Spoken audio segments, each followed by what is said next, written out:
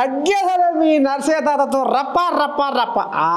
ఇక మరి నర్సయ్య తాత ఇయ్యాల ఎన్ని రోజులా తూడి మేఘారెడ్డి కలవరించి ఆఖరికి వస్తున్నా కదా కలవలకు కూడా వచ్చిండు నాకు. ఇక మరి ఇక పట్టుకున్న చిన్నగా పసి బయట గాంధీ భవన్కి వచ్చిండు ఇవాళ ప్రజలతో ముఖాముఖి. మరి ఎవరెవరికి ఏం సమస్య వచ్చే ఏం ఆపద వచ్చే ఆర్చుకుంటందుకు ఇక మరి అలా కలం పట్టిండు సారు. మరి ఎంతమంది వచ్చింది ఎటేట సంగతి ఏంది, కాంగ్రెస్ సంసారం ఎట్లా ఉంది, ఆయన సంసారం కూడా ఎట్లా ఉంది, వనపర్తి సంసారం అనేది కూడా చిన్నగా రాకుండా సారు శనార్థి.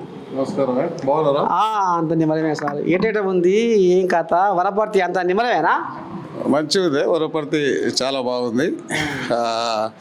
గడిచిన ప్రభుత్వం ఈ ఇందిరామరావు వచ్చిన తర్వాత ఈ 20 నెలల మా ప్రభుత్వం చాలా హ్యాపీగా ఉన్నారు ప్రజలు. అంతకుముందు ఏం కోల్పోయినాం, ఇప్పుడు కాంగ్రెస్ పార్టీ వచ్చిన తర్వాత ఏమి ఇస్తున్నారు దాని మీద ప్రజలంతా చాలా హ్యాపీగా ఉన్నారు.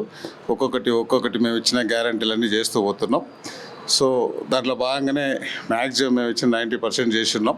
ఇంకా 10% కూడా చేయాల్సి ఉంది. అది కూడా ఎందుకు చేయలేదని కూడా మేము ప్రజలకు చెప్తున్నాం. 2014లో ఆ ప్రభుత్వానికి అప్పచెప్పినప్పుడు రాష్ట్ర ఆర్థిక పరిస్థితి ఏంది, తర్వాత మళ్ళీ 2023 డిసెంబర్ 7th మా ముఖ్యమంత్రి గారికి అప్పచెప్పినప్పుడు ఆర్థిక పరిస్థితి ఏంది, ఎందుకు అన్ని అప్పులైనాయి, ఆయన కూడా ఆ అప్పులకు వడ్డీలు అసలు దాంతోపాటు ఈ మేము ఇచ్చిన సంక్షేమ కార్యక్రమాలు మిగతా అభివృద్ధి కార్యక్రమాలు అన్నీ చేసుకుంటూ పోతున్నాం.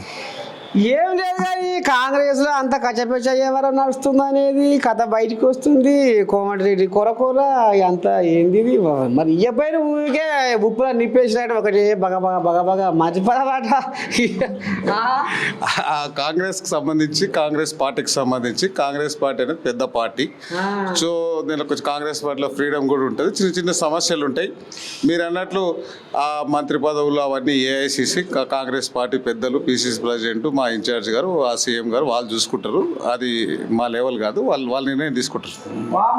నాకు ఒకటి అర్థమైందిలో రేవంతమయ్య ఊపిరి మేఘారెడ్డి పంచప్రాణము రేవంతమయ్య వీళ్ళది తిరుపతిలో లేని తీయనైన ఆనందం. ఆ తిరుపతిలో ఉంటే లడ్డు, ఆ లడ్డు కంటే తీయనైన శోభతారు వీళ్ళది. మరి నువ్వు గిట్టమని ఆశపడుతున్నావా? మరి ఎందుకంటే 3 శాఖలు ఆయనకైనా ఉన్నాయట. మరి ఇంకెన్నాళ్ళు ఉంచుకుంటాడు? 2 అయినా పోద్దా, ఒకటి గుసగుస నడుస్తుంది. చేస్తాం, తొందరలోనే చేస్తున్నాం. ఈ మధ్యలో మేఘారెడ్డికి లేదా మంత్రి పదవి కావాలని?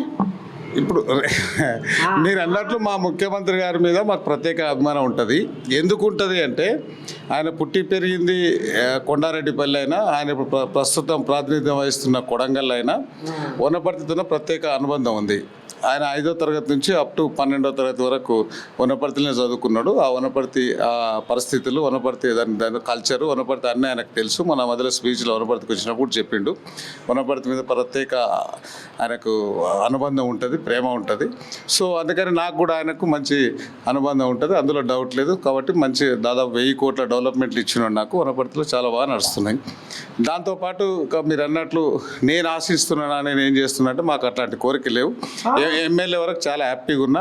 ఆయన ఏదైనా పిలిచి అడిషనల్గా వేరే పని చేయాలంటే కూడా చేయడానికి రెడీగా ఉన్నాం. సోపతి బగ్గా ఉంటుందట మీ సోపతి.